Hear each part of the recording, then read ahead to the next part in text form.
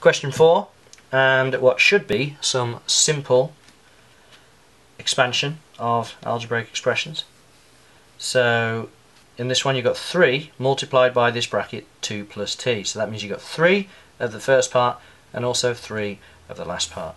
So 3 times 2 is 6 and 3 times t is 3t.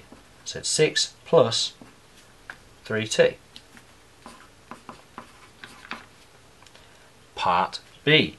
Now this is the same principle but a tiny bit harder. You've got 3x times 2x. So 3 times 2 gives you 6, but x times x gives you x squared. Now you've got 3x multiplied by 5, that just means 5 lots of 3x. Well, 5 lots of 3 is 15, and 5 lots of 3x is 15x. 6x squared plus 15x. And the last question, it's the hardest one, 2 brackets. Now remember, the 2 things in here, you've got an m, you've got a 3. That m needs to multiply by that m and that 10. Then that 3 needs to multiply also by that m, then that 10. So what I'm going to do is I'm going to draw lines, and you end up with what looks like a claw.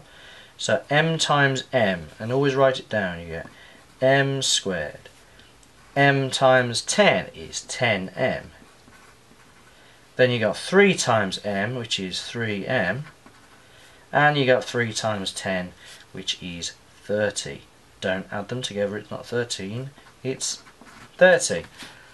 That should get you 1 mark.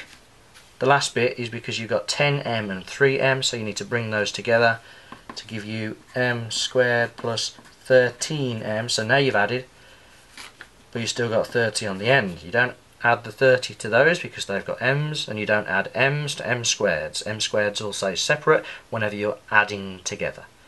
Okay, you can multiply them together to combine squares and non-squares and letters without any numbers without any letters, but you can't. When you're adding, they all need to stay separate.